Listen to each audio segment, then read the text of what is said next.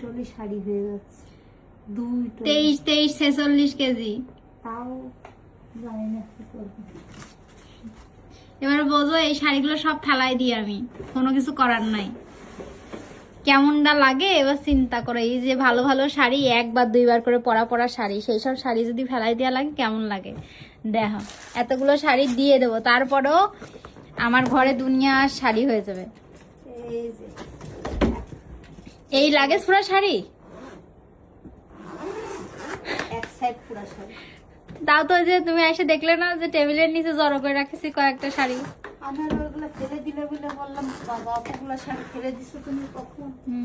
এবার চিন্তা করে এই যে শাড়ির ড্যাং, এগুলো মা নিয়ে যেতে পারবে না, সব তার ওজনে বেশি হয়ে যাচ্ছে।